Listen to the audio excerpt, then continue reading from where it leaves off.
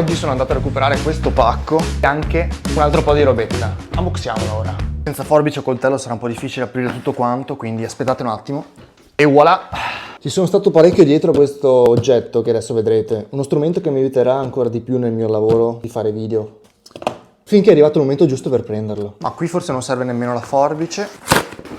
L'iPad Air M1. Ok, io per scrupolo controllo sempre se dentro c'è qualcos'altro. Lo fate anche voi di controllare se c'è sempre qualcosa in più che magari si sono sbagliati di mettere all'interno del vostro pacco. In realtà è sempre una delusione perché non c'è mai nulla in più. iPad Air, quinta generazione, 256 GB, Wi-Fi, processore M1. Allora, la confezione si presenta con una piccola ammaccatura, non molto bene, però iniziamo, apriamolo. Tra poco vi dirò perché ho scelto di prendere proprio lui.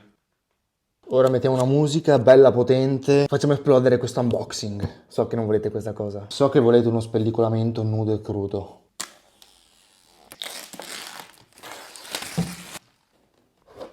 Questo sarà il peggior unboxing di sempre su YouTube Italia.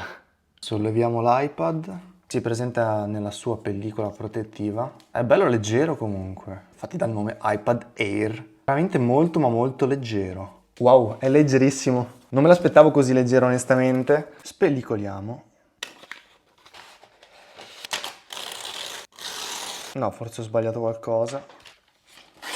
Nello schermo presenta già un bel po' di polvere, nonostante sia nuovo. È sempre emozionante aprire e unboxare nuovi prodotti della Apple. Ci rimango sempre un bel po' di tempo ad ammirare le finiture e soprattutto i dettagli. Mettiamo un attimo da parte l'iPad.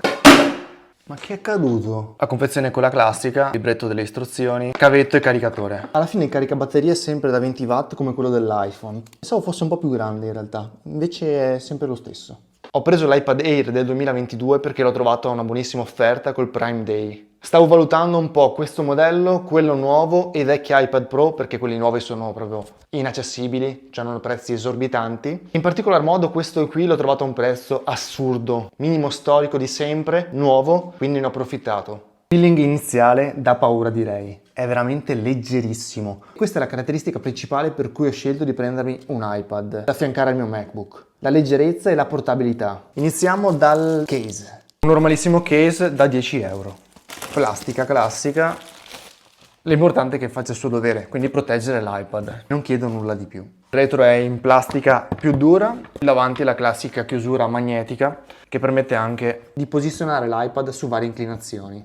Ora abbiamo il vetro temperato per proteggere lo schermino. Ah, open, giusto.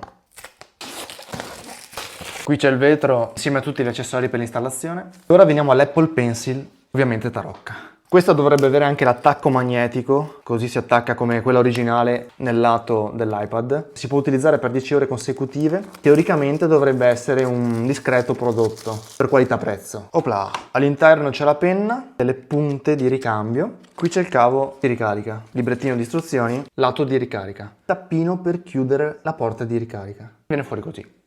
Non ci resta che testare anche questa e che provarla. Ho scelto questa perché non c'è bisogno di nessun'app da installare nell'iPad per utilizzarla e nemmeno della connettività Bluetooth. Basta fare 2 tap nella parte superiore e teoricamente dovrebbe funzionare senza nessun tipo di collegamento. Ok, momento dramma superato, installazione più che dignitosa, mi è riuscita anche quasi al primo colpo senza usare le linee. Sono molto soddisfatto dell'installazione, non è perfettissima al micromillimetro, però non ha nessuna bolla, c'è un residuo di polvere sotto la pellicola, la cover, quindi direi che siamo pronti per accendere questo nuovo iPad Air.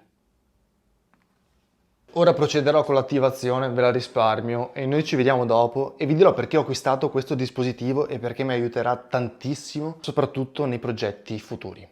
A dopo.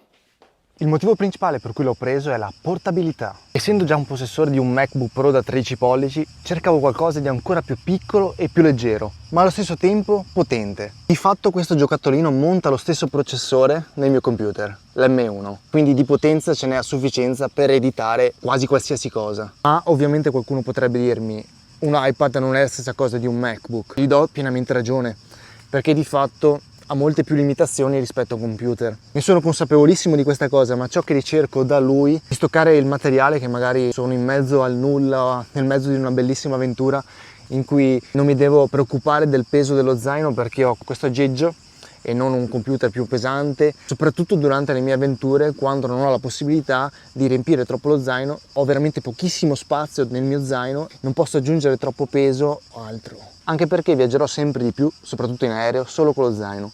Per una questione anche di costi, il bagaglio di 10 kg costa sempre di più. Di fatto questo strumento mi permetterà di coprire quei 3, 4 giorni, 5 giorni, sono via e non posso portarmi il computer, oppure non voglio portarmi il computer perché dovrei rinunciare a portarmi altre cose. Il computer sarebbe uno strumento troppo grande e ingombrante nonostante le sue piccole dimensioni per ciò che sto facendo in quel momento. Magari si tratta di una super avventura in mezzo al nulla che non posso rischiare di rovinare uno strumento anche più costoso di questo qui. Lui lo sostituisce per determinate cose, toccare il materiale, stoccare i video, le foto che faccio in giro, fare anche dell'editing non troppo complicato, ma comunque lui ce la fa e ce la farà, almeno spero. Insieme all'iPad ho preso, come vi ho fatto vedere prima, anche lei, la Pencil, principalmente per editare. Quindi voglio capire anche se l'editing tramite un touchscreen e una Pencil è fattibile, è più comodo, è più scomodo rispetto a editare col puntatore del mouse di un computer o col touchpad del computer. Questa è una cosa che voglio sperimentare. Inoltre questo modello ha anche la possibilità di attaccare degli SSD esterni, si può montare anche direttamente dall'SSD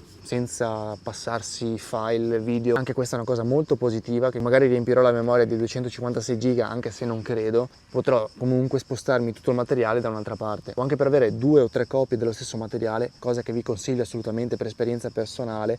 Più copie avete meglio è. Ora sono molto curioso di provare a editare direttamente da lui perché è la prima volta e vediamo un attimo come mi troverò. Vi faccio sapere come mi troverò direttamente nella parte in cui sto editando ora.